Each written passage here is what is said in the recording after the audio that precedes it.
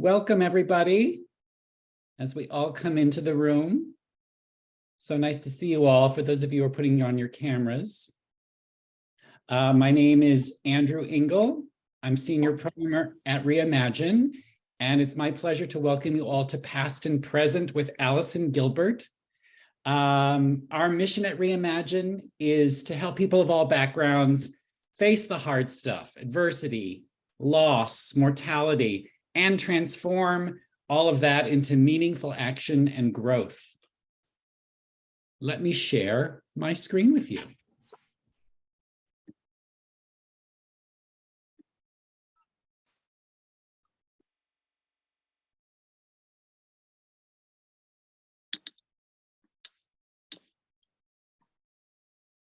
There we go.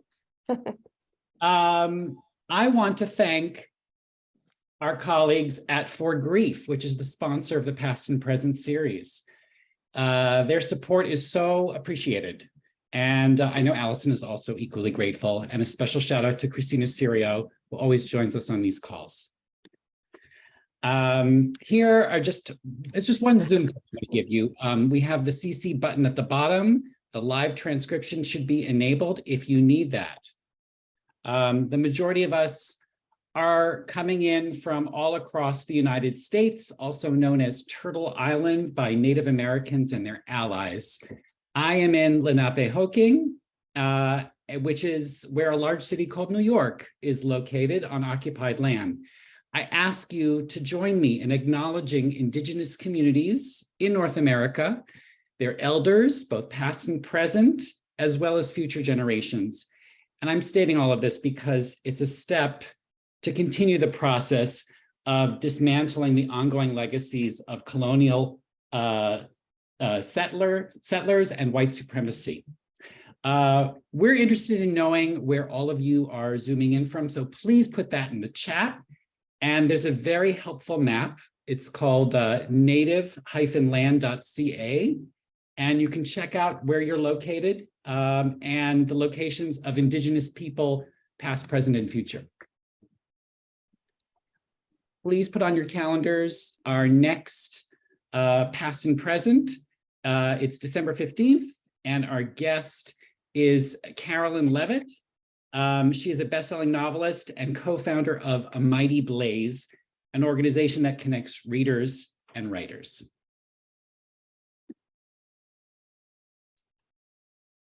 And now, it's my pleasure to introduce Allison. Allison Gilbert is the author of numerous books. Her newest one is Listen World, which is a biography of Hearst newspaper columnist Elsie Robinson. You can see copies behind Allison. And Allison, in your most recent e-news, you have swag as well, don't you, for the book? We do, and Society 6's, are you guys familiar with Society 6? They have, it's a beautiful artists-generated shop, and a portion of those proceeds will go to 826 Valencia, which supports young writers in underserved San Francisco to get their voice to be heard. So we couldn't be more excited about that. So thanks, Andy. That's great. I also want to mention her previous book, Past and Present, Keeping Memories of Loved Ones Alive, reveals creative ways to remember family and friends who we never want to forget. And it's the namesake for this wonderful series that Allison has been hosting with us for a while now. Follow Allison on Instagram, Twitter, and Facebook. She's everywhere as A Gilbert Writer. And with that, I'm going to hand it over to you, Allison. Thank you so much, Andy. And I am so excited to be here. As you know, this time of the month is my favorite, when I get to join everyone again for this past and present conversation. And today I've been getting a lot of emails, I must admit, about why are you having Gretchen Rubin on this show? She's about happiness. She's about levity. She's about maybe getting the best out of your working life, or maybe your family life with your kids. And I say all of that is true. And there is nobody better to talk about grief with than an expert of Gretchen's caliber and intelligence and platform who talks about habits. And we're going to talk about our senses too, because that's the subject of Gretchen's next book. But if we can learn from Gretchen about how the happiest people are happy, or how we can reframe our present situation to begin the steps forward after we have suffered loss, then Gretchen, I say, is the perfect guest. And so with that, and before I go into all your accolades, welcome Gretchen Rubin.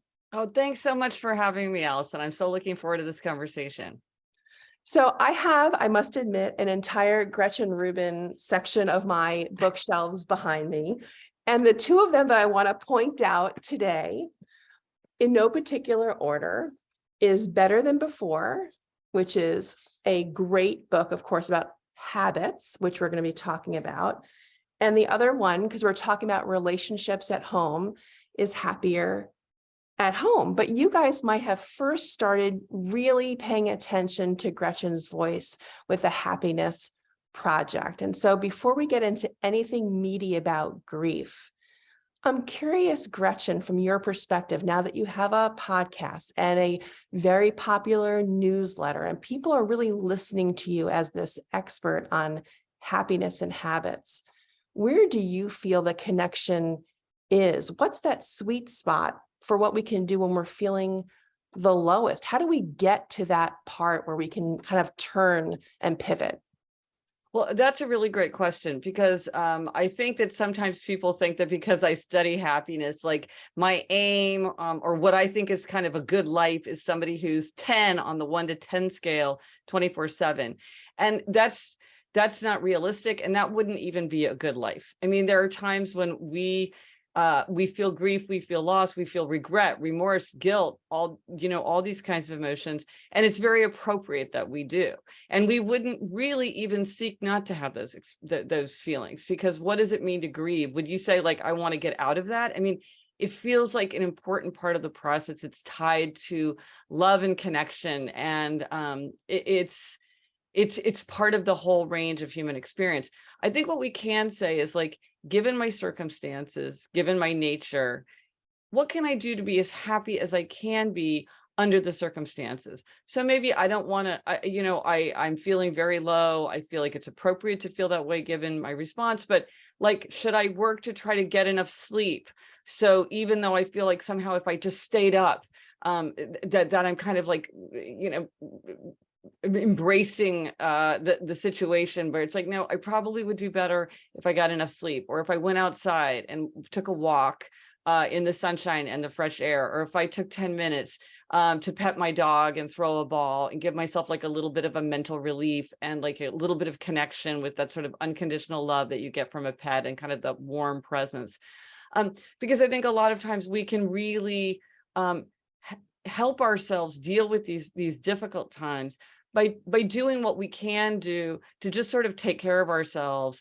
And that is not to dismiss or to distract ourselves from it, but just to allow ourselves to sort of get through it with as much calm and composure and thoughtfulness as possible. Like you said, hanging on to memories. Well, there's many things that you can do, but they might take energy and planning and kind of, dealing with stuff and, and all these things take time, energy, money. And so I think we can take steps, the kinds of things that make people happier in the good times, also make it easier to get through tough times. I want to highlight a thread that I see already in what you're talking about, and tell me if you think I am correct in hearing what I think I've heard you say, which is that many tips, many strategies are reliant on your own sense of agency, of being proactive and not just being a recipient of support, but doing on your own. And that's where the habits come in. And so I'm just wondering if I'm hearing you correctly, that you really you need to have some sort of skin in the game to kind of get where you want to go. I think that's absolutely right. And there's sort of a couple of things that are important about that. One is we can't control everything, but some things we can control, or some things we can sort of steer. And so, and we feel better when we do feel more in control. And so trying to kind of control the little things that you can control might make you feel just more in control generally. And if that's an illusion, it's a helpful illusion. And definitely there are things that we can address. And they're not going to fix everything, but they might help us get through it in a meaningful way. I want to pause on that thought because I think I leapfrogged to the meat of our conversation before I think I was so excited to start talking to you, Gretchen, that I forgot to tell folks who are listening right now a few things. One is that at about Eastern time, 1:30 or so, I'm going to pause and I'm not going to ask Gretchen any more questions. You are going to ask Gretchen questions. And so please take advantage of this opportunity that For Grief, that Reimagine is offering to have Gretchen Rubin here today. Put your questions in the chat. I know that's why you signed up, because you wanted to hear from Gretchen and ask her the questions that are most important to you. And so please take advantage of this time. So about 1:30, I'm going to ask Christina, raise your hand. She's going to go through the chat. She'll see your questions and she'll then read them aloud to either Gretchen or to me, whatever works. And you'll get your questions answered.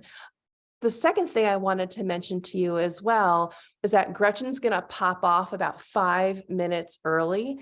In those final 5 minutes, I have brought a treat with me. And so stay tuned for that. But I wanted to give everyone a heads up that don't wait to put your question in there, because about 1:55 Eastern, Gretchen has already very wisely told me that she needed to pop off. So I wanted to give you guys the same heads up that I have. Okay. Gretchen, you have talked about, I did a deep dive into your blog, which I love, and I am a listener of your podcast. And you have said that research shows that traditions and rituals boost physical and emotional health. And I thought we'd start yet again in this spot, because this is, of course, we're gearing up for Thanksgiving and the holidays where we're thinking about traditions and rituals. What is that correlation? Well, in terms of grief, of course, it can be a double-edged sword, because as we go through life, it's absolutely true that the research shows is that traditions and rituals, they give people a sense of what to do, how to behave, how they fit in, reduces decision fatigue. It makes time feel more meaningful. It makes us feel connected to the past and to other people, to, the traditions that are important to us, to our identities. It helps children feel part of a family, gives them a sense of stability. So there's this brings so much pleasure. But for people who are going through loss, of course, the holidays can be a very difficult time, because you feel that absence. You feel that things can never be the same. Maybe you have unrealistic expectations from yourself or from other people about what's going to happen. And so I think it's really important to think about, like, well, what is the positive, but then also kind of how do I think through what might be the painful or difficult moments as I head into this season, which is for so many people full of memories and traditions that can't always be maintained in the way they were. That's an interesting point that you bring up that I want to just pause on for a second, which is giving yourself a bit of grace to maybe let go of a portion of a ritual, maybe let go of a portion of a habit and adjusting to what is now versus wishing that it was all the same. And so I wonder if there's a bit of nimbleness, a bit of flexibility that can help keep traditions going, but within the context of things are different. What do you think about that? No, I think that's really important, because it's sort of like, well, what is the spirit of the tradition, or how can you sort of maintain it in your own way, given what the circumstances are? So, to think about, and also I think what can sometimes help is like, what is the essence of the holiday for you, or the essence of the moment for you, and how to take those forward. Because a lot of times we accumulate a lot of stuff that starts to feel like, well, I should do it because we've always done it, but it's not really an essential thing. And then sometimes like surprising things Like we always buy gingerbread cookies from this one bakery. You might be like, you know what, that's really important to me. We can still do that. And that's still going to give me that holiday feeling that I want. And then maybe something else that might be really taxing or might really bring up a lot of difficult memories. Maybe we'll be like, okay, we'll skip that one, or maybe we'll rethink that one. I think it's important not to be on autopilot, I guess, Yes. and to actually be intentional. Yes. There was Yes. something that you had said to me in an old Q&A that we did, and I want to read it back to you because I thought it was really important for this conversation. And you talked about taking time to remember. And here's what you said. One of the things that makes us happy is to remember happy times of the past, or to enjoy tender thoughts of someone we love. And what I love about that comment is that, again, it's about carving out time to do something that's actually sounds small and might get lost in the shuffle. It's not about shopping or cooking or going out and making sure you have the perfect ornament on a tree. It could be all those things, but it can also be much, much smaller than that, and maybe even more accessible when you're feeling perhaps the most raw. Well, and I have a great example that a listener suggested. So as you said, I have a podcast, the Happier with Gretchen Rubin podcast, and I'm writing my next book called Life in 5 Senses, about tapping into our 5 senses to be happier. And so as one of the try this at home suggestions, we talked about the idea of doing a 5 senses portrait of someone. Like I did a 5 senses portrait of my husband, where like I think of 5 sights that I really associate with him and 5 smells that I really associate with him, and so on. And it's really fun and it's really creative and it's surprisingly challenging and to come up with all 25 things. How did Jamie feel about doing that with you? He's like, yeah. He's used to being, my guinea pig. Yeah, he's used to it. But I found it to be really, really interesting. And so we were talking about it on the podcast. And what was interesting, and to your point, somebody emailed me after it went live and said, oh, I was so intrigued by this idea. My mother recently died, and I was thinking this would be a great thing for us to do at Thanksgiving. We can all sit around and remember and laugh and talk about all the things that we most associated with her. And then I'll have this for my children. Because for this woman, a big concern was that her children would not really have a memory of their grandmother. And she felt like, well, with this is really going to convey to them, like, and really tangibly, the smells, the taste, the sight, you can really capture somebody. And yet it's something that you could do at Thanksgiving dinner. It's not something that's going to take a lot of time, energy, or money. It's not, if it's too painful right away, it's something that maybe you do as a year anniversary exercise or something. But I thought, well, this is a really creative way. But then you could put it on a piece of paper and it's so tangible, because sometimes it is just those little things, like the perfume that they wore, or the soap that they used, or like a particular wool sweater that, you would always associate with a person. And these little things, this is called a Proustian memory, when a sensation brings memories flooding back. Somebody was telling me about how somebody used a particular powder in a compact, and just opening the compact, she would keep for years, just because she would open it and she would have the smell of that powder. And I thought, well, yes, it's so easy, it's so simple, and yet it's so, directly emotional. I love that idea. As someone who wrote an entire book. Yeah, I mean, I'm talking to the expert here. No, yeah. Like I never thought about that. And I love being like completely like the aha moment. Yeah. It's almost like P.S. One more.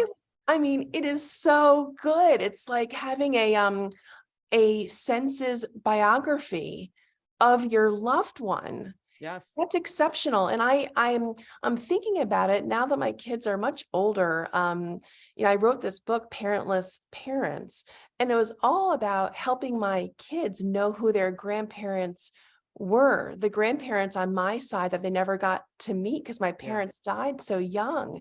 And I feel like this could have been a part of those exercises, but in age-appropriate ways. Like you could play with this idea, Gretchen, over time as your kids or your grandkids or your nieces or nephews are at different ages and stages. Yes, no, absolutely. It can kind of grow with you. Yeah. Oh my God, that's brilliant. Oh, Christina, you put the episode The Gretchen. Oh, Oh, good. The thank podcast you. is great. You can all listen to the podcast. And Thank we you. don't talk about in that because that was an idea listener sent later, but that will give you that's where we talk Oh, about good. doing the 5 Okay, portrait. Yeah, okay. but I just loved where the listener took that. Yeah. I love it. I love it. All right. So you also talk about taking a moment to appreciate. This is kind of bordering on gratitude. When I went back to that Q&A that I did for my blog, this is another one that you said. This is about Christmas.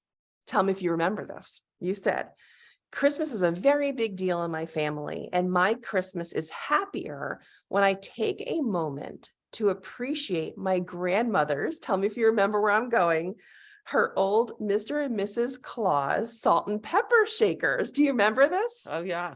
Such small items, but they bring a lot back. Yes. The part of this that I love, one, it's about heirlooms that are not particularly heirloomy in cost, but heirloomy in sentimentality. But it's that bit about appreciation and about pausing, about reflecting, and like taking a moment to take it all in. And I'm wondering what you think of that now, hearing it so many months, probably years later after telling me that. Oh, yeah, years later. No, I think that's really important because it's interesting because, and this is tied to ideas of like clutter and like what should we keep and what should we get rid of, which is, kind of in the background of these kinds of conversations. And some people are sort of like, well, you should get rid of everything. You should just be minimalist. And I just think that's not realistic. That's not human nature. We do embody our memories of the people that we love in things, and we use our things to remind us of the people and places and activities that we love in our own history. And They're to project, tethers. They're yeah, tethers. yeah, they are. They are. And it's like, no, you don't need that thing. I don't need those salt and pepper shakers to remember my grandmother, but I love having them. And they do bring her back in a different way. And so I think that one thing to think about is curating those things, because if you have too many, you kind of dilute their power. I think like really find that thing that can crystallize memory. And it's good if it's like small and light too, because it can be a lot. If you have like, a giant desk or something, you want to find that thing that can crystallize it. But then you really do have to take the time to remember what it stands for you and to appreciate it, and not to allow it to just become kind of part of the background wallpaper of your life. Which is why it's kind of nice to have these salt and pepper shakers, because I don't have them out all the time. I only get them out at Christmas, and I have to unpack them from a box. So I have to like hold them in my hands. They're not just like on a shelf where I would just kind of, they become invisible after a while. And they're kind of fragile. So I have to handle them very carefully. And then it takes me right back, to being a little girl and how enchanted I was. And I would play with them like little, like they were My Little Pony figurines, this salt and pepper shaker. And it all comes back, and that is so precious. But I have to allow those memories to come into my mind, or else they just having them does not do the work. I have to engage with those possessions and allow those memories to come into my mind. And that takes, you have to be intentional about that. I want to amplify part of what you just said, which is that sometimes the things that we do love the most, the objects that we do find to be the most heartwarming, if they're in the same place all year long, it does become like wallpaper. You don't appreciate it as much. That same photograph, yes, it just becomes like the coffee maker, or the toaster. Yes. And so I think what Gretchen is talking about is, this example, of course, is very, holiday specific, which is, of course, why we're talking with you now. It's like, maybe there are objects that you can set aside for a certain time of year, and that amplifies what they can do for you, literally what they can do for your experience of that grief moment, how that can then transform into something that makes you feel more connected instead of just kind of being wash. Here's another example that, to your point, that we got from a listener, where her mother had a set of china that had kind of a watermelon decoration on it. And she said that her mother's, and partly because her mother loves spring. And so she always associated springtime with her mother. And so she put this china away, and she would only use it on the first day of spring. And that was like a family, kind of a minor holiday that in their family, it was like a time to remember her mother. And it was like, oh, it's the first day of spring. We're using this special china. And then she would put it away. And, you know, and again, it's sort of like, it's tied to a date that's important to that memory. It's not like important to the calendar that we all share particularly. And it's a time to use a possession, but then it feels very tied to the memory. It doesn't just become like, oh, we just use the watermelon china whenever we feel like it, or you know, leave it under the bed for 10 years and forget I about love it. that idea because it's so fabricated. It's completely out And of the ether. It's personalized. It's Yes. absolutely your holiday. You know? Yeah. Or you could do it on your mother's birthday if it was like in the springtime or whatever made sense. Or the, you know, the first day the apple blossoms appeared, and you know, Yeah. right. But you can just create that. Oh, it's interesting. I have this calendar of catalysts because I'm really into the idea that you can use a date to help you reflect. It's the way we use New Year's Day to think about, Yeah. you know, New Year, New You, or Valentine's Day to think about our sweetheart, or Mother's Day or Father's Day. And there's all kinds of funny ones, like you can use 10/10 day, October 10th, to think about like all the things that are going right in your life. You can use what is it? April 1st to think about your finances because it's 401k day. But you could also have like your calendar of like important milestones, personal milestones, where you would reflect and remember. And as you say, carve out that time to make sure that you're engaging with those memories that are so precious. Because in the tumult of everyday life, sometimes we just are on a treadmill and we don't think, and we don't remember, and then we don't feel connected. One point that I would like to bring up for those who love the calendar and utilizing the calendar in a deliberate way is that you can do it for painful days in the following way. So let's say your loved one died on March 20th. And you're hungry for people to acknowledge that day, that if March 20th came around and you weren't getting texts and you weren't getting phone calls, that you would feel hurt. There's no reason why you can't send an invitation, right? A Google Calendar invitation to those people who mean the most to you to say, hey, listen, March 20th is important. It's the anniversary.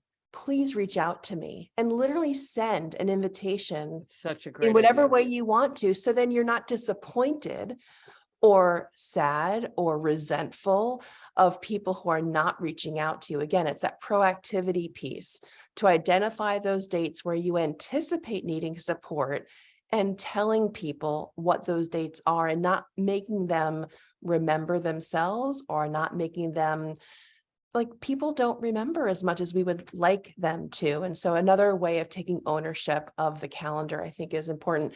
Before it's 1:28 here in New York, and before I turn it over to your questions, a reminder to populate the chat with your questions for Gretchen as I get to one of my final questions for her, but then I want you to get your questions answered. So the last thing I wanted to talk to you about before I hand it over to everyone that is here is a pivot a little bit to journaling. We've talked about it a little bit before in this past and present series. We're going to dig into writing even more in December with Caroline Levitt, who's coming on to really talk about writing and having that could be a tool for handling and managing loss and grief. But you have two journals that I wanted to talk about that I think is really pertinent to this conversation. And tell me if I'm getting the names wrong. One is called the Embracing Change Journal, and the other one is called Building Connections, the Building Connections Journal. Help us through those, and maybe through the lens of this conversation, how could we use those journals? And so the overarching theme of those journals, and then I have another one too, is to know yourself better. So it's, know yourself better, and embracing change or building connections. Exactly. And the idea is that, each of us has to figure out our own way. There is no magic one size fits all solution. We each have different experiences and different habits, different natures, different interests, different values. And you might think, well, it's just very easy to know myself because I just hang out with myself all day. But in fact, it's very hard to know ourselves. Sometimes we don't understand it's just hard to look directly in the mirror. I find, and I think a lot of people find the same thing. So what these journals are aimed to do is to give you thought-provoking questions that you would respond to that help you kind of identify things that might clarify something important about yourself, or maybe shine a spotlight on something that you have overlooked. And so if you know yourself better, you can connect better with others, or kind of embrace change more. And because sometimes we embrace change, we seek a change, and then sometimes we're not seeking a change, but we still have to deal with it. And so, and I'm sure you're going to talk about all this research. You probably have already talked about it, and then talk about it next time, which is that research really does show that when people take time to kind of write through their challenges, that it really helps. It helps us sort of see cause and effect. It helps us see patterns. It helps us find order in what can sometimes feel like our chaotic environment. Often by writing things down, then we can reflect on it more easily later. There's just something about, getting your thoughts on the page that for many people is very clarifying. And I should mention, I have even another journal that's a 1 sentence a day journal, because for some people, it's like they really have this impulse to keep a journal, but it feels overwhelming to them, which is another reason why to have a question to respond to, because that's gives you a focus. But then also 1 sentence a day, you can write 1 sentence and that's it. And yet that's often enough to give us the feeling of sort of memorializing an experience or memories as we go through them. I think the power for journaling for many people, and I wonder if you agree, is that it stops the rumination. Yes. And if you feel that grief has pushed you to a place where you're keeping that same cycle of sadness, of not being able to move forward in the way that you would hope, this can help flip that thinking process. Do you agree with that? Absolutely. And one time that it's often even particularly useful is night thoughts. Many people wake up in the middle of the night and they cannot go back to sleep because they just, like you said, the rumination, the circling thoughts, the building feelings, and then you're exhausted and you're at the edge, and then but just these feelings, these thoughts feel relentless. And again, what research shows is that the brain is trying to hold on to something important, and by memorializing it, you allow the brain to let it go, because the brain is like, okay, this is not going to get forgotten, this is not going to get lost or overlooked, because there's a record of it. I've even heard of people having, I guess there are special pens that you can buy. Somebody told me about, I have not seen it, where it's a pen that has like a special amber light, so that if you want to write out your thoughts in the middle of the night, you don't have to turn on the light and wake yourself up with the brightness. And you can see what you're writing. And so, you could, get up, get into a chair. Instead of having the scratches that you can't read in the morning. Right. How many times have I done that? Yeah. Or I write down one word. It's like, okay, why? Yeah. But and then by doing that, exactly as you say, it interrupts that rumination that can feel so draining. Another thing that some people do, and this is great, this is a great way to tackle a journal, especially if you don't want to do it every day necessarily, is to schedule time for a kind of a negative emotion, or like this often works with worrying. People are very kind of consumed with worry. You can schedule time to worry, but maybe if you have a grief, but then there's also kind of this worry aspect to it, like maybe there's lots of tasks that need to be tackled and you're worried about getting it all done, or you're feeling very weighed down, that by sort of saying like, okay, I'm going to think about that at, my time to worry is at 2 p.m. every day, or it's at, 2 p.m. every other day, or once a week. And so then you free your mind generally, because, I'm not neglecting these things. I'm not overlooking them. I'm not denying them. I recognize that they need to be thought about and thought through, but I'm going to wait, and I'm going to have my pen, have my journal, write it down, think it through. And in that time, and so then you can contain it perhaps, but without neglecting it or denying it, which, You're putting them in a box Yeah. that you can then control when it's closed and when it's opened. yeah. And So that's yes. brilliant. Yeah, a great analogy. Yes. That's brilliant. That's brilliant. Okay. So 1:35 Eastern, I have promised to turn it over to Christina for the Q&A. And again, we have Gretchen until 5 minutes of the hour. So do not delay. Put your questions in the chat while we have her. But don't leave. At those last 5 minutes, I have a special treat that I have brought with me. So Christina, go ahead. Sure. So the first question is from a listener who is spending this is the first year without her dad, and she's worried about doing the rituals that normally brought her joy. She's wondering if she should tough it out or not participate this year. And she wrote, I'm torn between regretting not decorating and watching our favorite movies and just not having the energy this year. Do you want to take this one, Gretchen? This is so hard. What do you think, Allison? Yeah, I can give my thoughts. I believe this is going to sound like a cop-out, but it is completely genuine. It is what makes you feel good now. So you may decide while you're thinking about this that it feels one way. So you go down that path. Let's say you've chosen to move forward with this plan and to do the things that you used to do. That could be your plan today.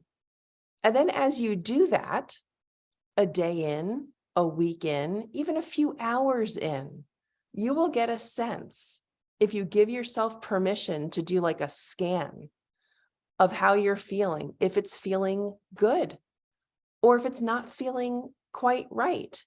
And the most important thing to do is to listen to how you feel, because there is no mandate that you move forward. So if you begin, that doesn't mean you have to end. It doesn't mean there's a completion badge. I know, Gretchen, you love, little rewards and stickers. It doesn't mean you get a reward for completion. You can literally take a step back and say, you know what? I may try again next year, but I'm not working now.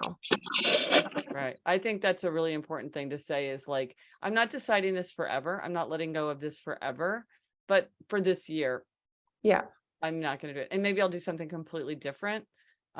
Just something that's so different that it's not an apple. It's not comparing two apples, but that's not meaning that I'm not going to re-engage. Yes. Yes. Thank you. All right, Christina, go ahead. We have a few questions that I'm going to mold together. So a few listeners experienced tragedies during Christmas time, and their experience of seeing other people around them with holiday music and decorating brings back those triggering memories. So they're wondering how to handle that time where everyone around them is celebrating. I can do that one, Gretchen, if that's, yeah. So I feel you, because I felt that way every Mother's Day without my mom. So I'm with you right there. Every Father's Day, I understand what you are talking about. So for me, one thing is to think about it as triage. What do you need this year? Maybe this year you do not want to open that Pandora's box of going to holiday parties. Maybe this year you don't want to go to the mall that's full of decorations and lots of families shopping for gifts. And instead, maybe you stay home and shop online. I'm making it up, of course, like these could be the choices that you're thinking through. But if you're feeling that these reminders, even the sounds of Christmas carols playing, in a taxi cab, may be triggering for you, those are real. And I wouldn't dismiss by any stretch those feelings. And sometimes the greatest gift you can give yourself is the permission to say no. And no can mean, I'm not going to go to that party on this day. Maybe I'll try that party on another day because it's a shorter window of time. Or maybe I'll try that because it's with these friends and not those relatives. Think about who you're saying yes to and the location, the time limit. And I would also say, and I practice this myself, be responsible if you want for your own transportation. So if you go to a party and it's not working for you, be in control of how you leave, and you're not dependent on getting a ride from someone else. So if you need to do an early departure, you don't have to convince somebody else to leave with you. You don't have to get through that dynamic. You can just be in charge of your own calendar, your own destiny, and that gives you the out that you might need. Well, another thing I would add to that, because it pervades what you're saying, is to really try to think in advance of, I mean, you might be all too aware of how you're feeling, but it also might be that there would be situations that would take you unawares. So maybe you want to start at the beginning of the holiday and think like, what are the things that might be good? Like going to that Christmas party with my friends would be fine. And then other things would not be. And to really think it through rather than kind of responding in the moment where like maybe you're like, oh, I didn't think about it, so I didn't get my own ride, but now that I'm here, I really wish I could just like give everybody a quick goodbye and go home quietly. And so I think that thinking it through, back to this idea of like control what you can control, it might be difficult to sort of put yourself through all the paces that you're going to go through. It might be painful, but it might make it easier in the long run if you've sort of mapped out in your own mind what might be the harder parts and what might be the parts that wouldn't be as hard this time. I think there might be also value. I don't know, Gretchen, what do you think about this idea? If you're actually very upfront with the host prior to your arrival and say, hey, listen, I'm going to try to pop by. I may stay for 10 minutes. Yes. That's maybe all I can handle, but please don't take offense if I leave. It has nothing to do with the amazing party that you are throwing. If you set the expectation, Yes. or at least put it out there before you go, maybe that takes some of the pressure away, that you're not feeling guilty for leaving. Yes. No, I think that's absolutely true. I wonder if sometimes though, it's almost like the feeling like all this festivity is going on. How is it possible that the world is like doing all this stuff? And yet I'm feeling this tremendous loss. It's very difficult when you have this close association with all this business going on in the world, and it's hard to turn it off. It's hard. You're like, I can't even go to the grocery store, or it is hard. Well, to acknowledge the otherness, I think, is really important, and to know that, of course, you feel other. Yes. Things are different this year, and to protect yourself in these ways might be really helpful.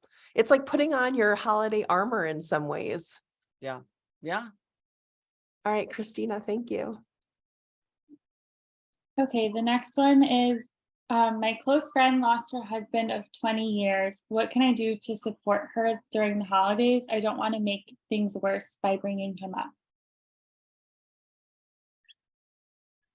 I have an immediate gut reaction to that. Ooh, what is it? You will never remind anyone of their losses by bringing up their loved one. They know they've lost their loved one. I think that people who lose someone after any amount of time, 5 years, 10 years, 20 years, they don't need you to remind them of that death. They know of the vacuum. So the reality is that we don't like to admit is that if we don't bring up their loved one, it's almost as if they're suffering a secondary loss, because they could be recipients of your friendship. They could be recipients of what you have to say, but you're denying your friend that level of comfort. And so I say, there's nothing that you can do that would be worse than what they've already suffered. they've already lost the person that they miss most. So what you bring is better than that in whatever way that you are capable of showing up. One idea, before I toss it over to Gretchen for her thoughts, is that after my uncle passed away, he was a glorious musician, and he put together, when he was ill, his favorite songs, whether or not they were show tunes or, jazz standards, like whatever were his favorite pieces of music. And so we created a playlist of those songs, and that's what we distributed around the family for the holidays. It was a playlist of Uncle Richie's favorite songs. So you can do it through the sense of hearing. There you go. Yeah, I mean, just maybe talk to your friend very openly and say, I'm thinking of you. I want to support you. How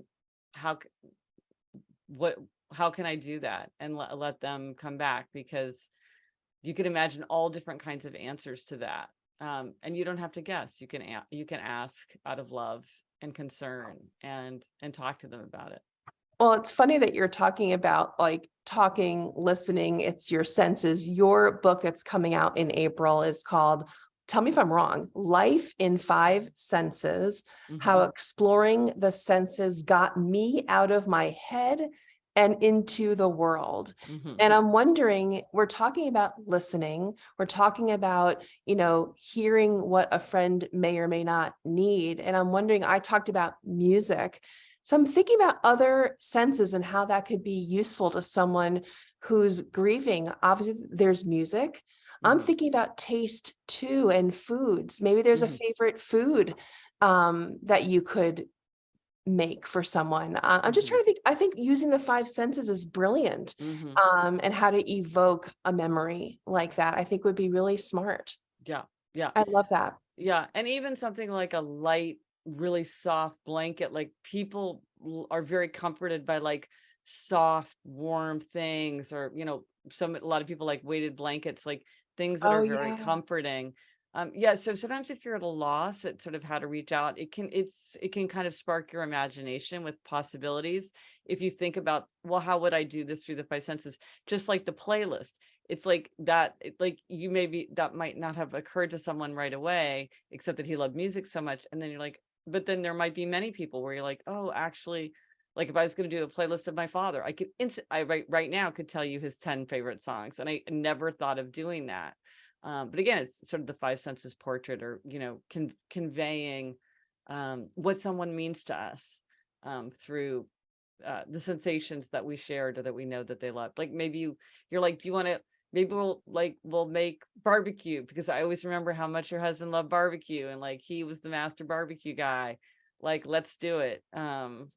All right, here's the meta Gretchen moment. You can create a habit for happiness that relies on the 5 senses to help folks remember and honor and celebrate their loved ones. And I think that is a meta Gretchen moment. I mean, right? You can literally create a habit out of helping people, but if you do it through the lens of the 5 senses, that could be transformative in not only that person's life that you're helping, but perhaps in how you view the world too. Yes, absolutely. Absolutely. All right, Christina, we have time for just a couple more questions. Okay, my grief support encourages journaling, but I'm so intimidated to get started and embarrassed someone will find it and read it. Oh, do you have a lock on your journals, Gretchen? No, I do not. I think I'm safe that I don't think anybody in my house would care enough to read my super bad handwriting. Well, one thing is, for the feeling of intimidation, I would say that's kind of like why these Know Yourself Better journals or the 1 sentence journal, they're meant to sort of either give you direction or keep it so limited that you don't feel overwhelmed by it. Because I think that 1 sentence. Yeah, you just write 1 sentence, but you know what you find is that 1 sentence is enough to like, you feel like you've captured something. And when you look back, it really, like, 1 sentence brings back a lot of memories. And sometimes people keep general 1 sentence journals, but then sometimes they have very specific things. Like you might want to just journal about this very one specific aspect of your life, or this 1 year, and you're just like, I'm just going to keep it for this year, or maybe there's a project related to it that you're working on that you want to track. So I would say try to keep it manageable, because I think for some people, the idea of just writing, an open-ended amount of time is very overwhelming. I would say type if you prefer to type, because there's sort of this idea that, and there's some evidence that there's benefits to handwriting, but if you feel very much more comfortable typing, I would say type.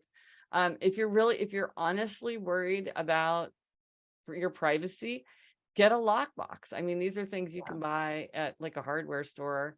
And just, if it just relieves your anxiety, there's nothing wrong with people keep all kinds of stuff locked up. I know somebody who keeps like chocolate locked up because she wants to only have it as a treat at a certain time. And that's part of how the fun for her is like keeping it locked away. So she has to like actually open it up. She gets a kick out of it. But so if you feel like that's a big issue for you, fine, that they're just acknowledge it. And it would not be hard to solve. The self-locking diary, Hello Kitty diaries, those are not so safe if somebody wants to crack up in your diary, but there's many ways that you could truly keep it private. And you can also lock a computer file.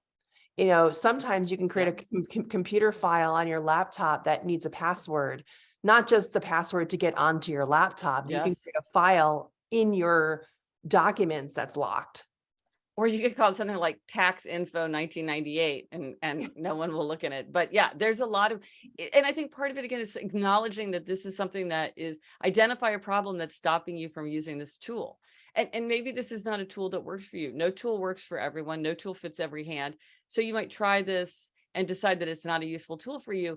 But if you feel like you're intrigued with the tool, but you kind of can't figure out how to do it your way, just remember there is no right way and wrong way, and there's nothing. And if you're feeling this hesitation, certainly many people have felt that same hesitation. So it's nothing to feel like you need to fix or change. It's just like, okay, well, given that these are my concerns, how might I move forward to experiment with this tool in my own way? In the last 3 minutes that we have, or 2 minutes now, I wanted to remind everyone where you can continue being in touch with Gretchen. Gretchen's on Instagram, Gretchen Rubin, Facebook, Gretchen Rubin, Twitter, Gretchen Rubin. Easy to remember. Gretchen has a fabulous newsletter. Please sign up for her newsletter. There's also, we have talked about her podcast, Happier, is amazing. I love it. I also love the one that you do with your sister, which is just a total joy. So thank you for that. I also want to talk about your new book coming out in April, which is Life in 5 Senses. We've been talking about that, how exploring the senses got me out of my head and into the world. And Gretchen, I am thrilled. I am honored. I am so happy that we got to share your wisdom with this community today. So thank you so much. Well, thank you for having me. I think you do so much good work in the world, Allison. I'm so happy to have the chance to talk to everyone today. Well, I'm going to let you go, but everyone stay tuned. I did promise you a little treat, and Gretchen, thanks again. Bye-bye. Bye. All right. So thank you guys for sticking around. So, as I'm sure many of you know, I have this wonderful relationship now with a writer named Elsie Robinson from 100 years ago. And she wrote a poem called I Build Happiness. And it has a lot to do with what we've been talking about today on this call. So I wanted to read to you a portion of this because it comes out of experience that she had of tremendous grief and loss, and what she had to say about moving forward. I'm not going to read the whole thing, but just the best parts. You are not happy, you say. You wonder if you will ever be happy again. I don't know. I can only tell you something that I have discovered. about happiness. Perhaps that will help. I have learned to build my happiness, collecting it bit by bit. Once I did not need to do this. Once happiness came to me without effort or plan, as naturally as the sunrise, the song of the bird, the sweep of the glittering tide. I'm going to skip forward. But here's what I've learned. I paraphrase that part to make the transition. Here we go. Happiness must be planned for, fought for, achieved. I learned to build happiness. I no longer waited for happiness to happen. I made it happen. I realized I had to be happy. I decided to be happy. I decided to find happiness, and I began looking for it. I began looking for it in every common incident of my life. I took joy wherever I found it, in trifling experiences, in fleeting moods, in brief glimpses.